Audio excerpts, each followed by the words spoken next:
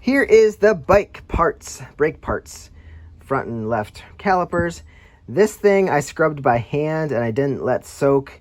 Looks like I have some crap to get off of there yet. I don't want that, whatever it is, part of the gasket still. Yeah, I'll get that off. But I cleaned up the metal slides with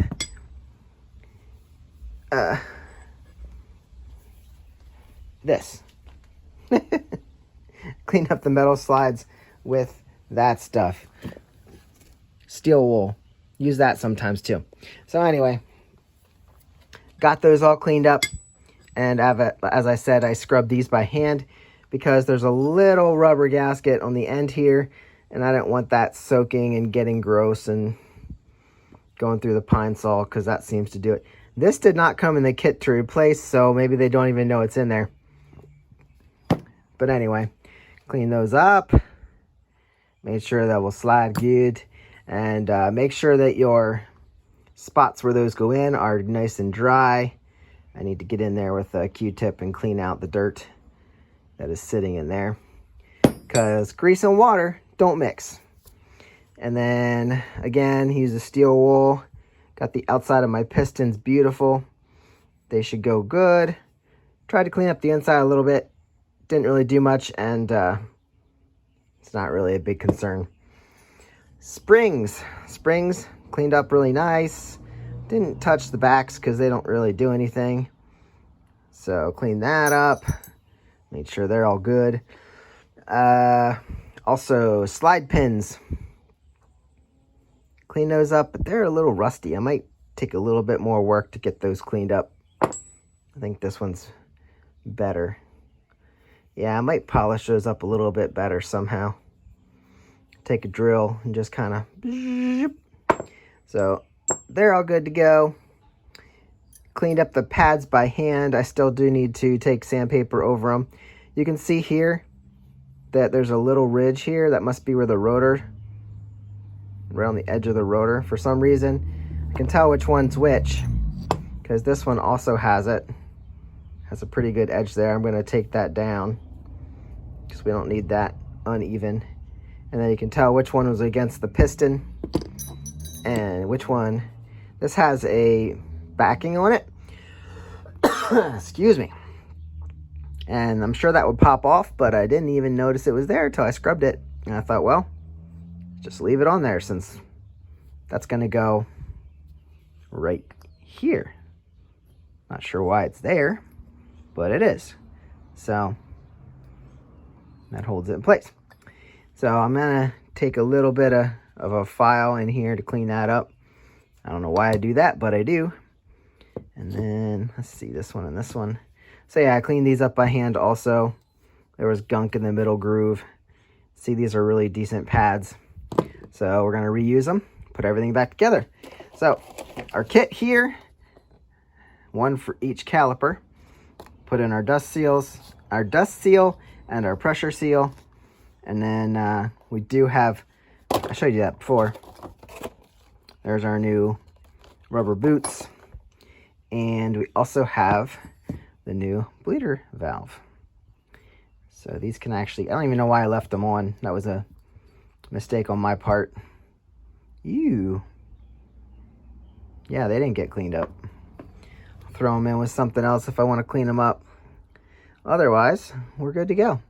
So I'm going to start by getting this cleaned off quick. And then I'll get out my grease and we'll start to assemble. Stepped outside to deglaze these pads. Got some 400 here, and we're just gonna rub it over the pads real good until they are looking fresher and newer. I'll do 2 and then show you what we got. Make sure they go down evenly. I also have this. This might be, what, 220? So, I don't know. We'll see if the 400 works. If not, we'll go to 220. Ooh, baby. Look at that. Look at that new pad. Well, it's not new. It's just refreshed. Definitely needed the 220 to get that ridge down. So now she's all smooth. And we'll do that to this one. Look at that. That's what glazing looks like, guys. Just get that blackish dirt crap build up from heat and stuff. And that's not going to stop your bike very well. Not going to stop it quickly anyway. You need that fresh pad on there. And then you got to do that to your rotors too. Now we're ready to put in the new seals. And for the pressure seal, you're going to be told to look for the wider edge, which goes to the inside of the caliper. Doot. So what you want to do is feel the inside and feel whichever edge feels thicker width. But that's what we were always told and what we always believed. I've watched some brake crafter videos. That is where I got the kit from. And they say that's a false information. They say that the taper is actually built into the caliper. Now, whether that's true for all bikes or not, I don't know. But that's what they said in a general video. So, when you do this, you're going to feel whatever you want to feel. Like the inside on this way, this feels wider. If I flip it around and do it this way, now this side feels wider. So I think it's all in my head. So anyway, take this. This is the thicker one. That goes in the first slot, the inner slot. So you want to set it in one point. Make sure this is all scraped out. You don't want any gunk sitting in there. That's going to help misalign your seal. And it's not going to fit right. See how that's just dropping in there? Make sure you don't twist it. Make sure as you're going in, it's going in straight and perfectly aligned. I'm going to have to do this with 2 hands to make sure that I don't twist it. But so far, yeah, it's all good. It's all perfect in there. Now, as with the seals on here, Brake Crafter says, lube it up with rubber grease. I tried it once, and I don't know if I love it. That's what they recommend. They say the seals last longer, and it's like installation grease. I don't know. I tried it once. Wasn't too thrilled with it. And I'm back to using brake fluid. So I put these in dry, just like that. And then we have our dust seal, which definitely doesn't have a larger edge, but that goes in the front here. This one twists very easily, so make sure you're paying attention and not filming yourself as you do it, because then you might screw it up. And drop it in there just like that. All right.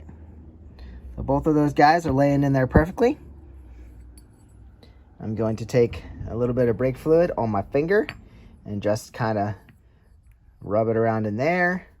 Also put it on the outside of my piston. And then we're going to slide it in. Make sure everything's clean when you do this. All right, guys. So I just lightly, delicately put it in. Kind of just wiggle it a little bit. Push it past the first seal. And once you get to the pressure seal, it's going to be a little bit tougher. This is after I slathered it up with some brake fluid. It should, once you get past there, push her straight down. Straight in the middle. Eventually, there she goes. She's starting. She'll go right past the seals. Usually it's easier with 2 hands. But yeah, just carefully get it in. Get it in there. Let's try the other one. Like I said, make sure there's no dirt there. It's not going to help your cause. Well, I don't know if I didn't lube them up enough, or these giant pistons just take a lot more force to go in. I don't see how these things would come out. But I did enlist the help of this hammer. No, I didn't hit it. I just went down the middle here and just kind of pushed down the very center. Because I know, where am I at? I know that it's already past the other seal. And I just kind of pushed down from the top. I also held onto the table. Maybe I didn't lube these up enough, but I got that in past. And that one actually worked out pretty good once I got it down further and it slid through. So I'm gonna push this one down and hopefully this is working. Well, hydraulic systems are way stronger than me, so we'll just hope that that's good to go. Got them all down, and hopefully they're working. So we know they're clean. Fluid from behind should help them work back and forth. Anyway, next thing's next. We can install, let's see, we need to put our springs in here. What we're gonna do with those, they just drop down in there. That definitely has to be in before. I don't think there's any, is there a right or a wrong way? I don't know. They look about the same.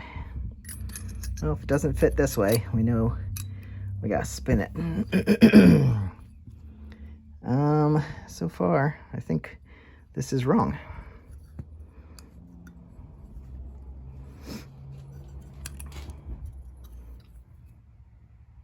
They look a little different right here.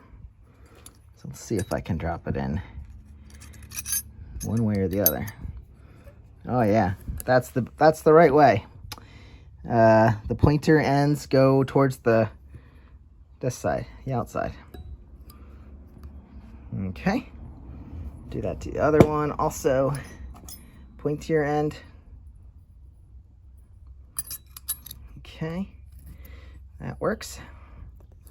Now we need to install the other slide. Do we remember where it goes?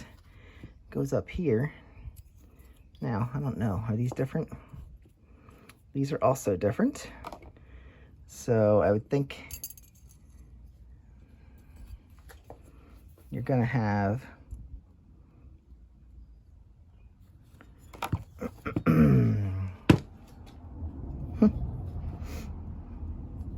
one way or the other. They definitely go this way. Yeah, because it's not going to hang out over the end. So we're going to go down right over that. We're going to lube these up also. Okay. That fits right like that. Yes, sir.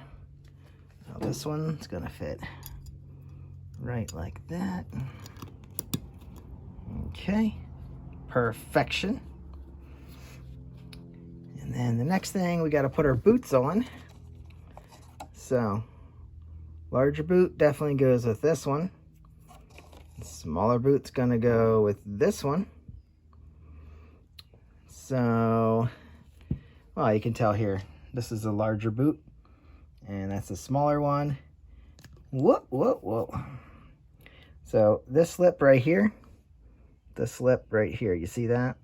That goes in the hole. So that's gonna go right down and around there. Same for this one. There's your inner edge. So that's gonna go right down over there. And then we're gonna put some grease on these slides before we put those in. And then we're gonna have to, like I said, I wanna polish this up a little better. And then we're gonna grease that up. In the meantime, we can put in the new banjo bolt or the bleeder bolt. Make sure you put the dust cover on this bottom before you screw it in. And there's new crush washers.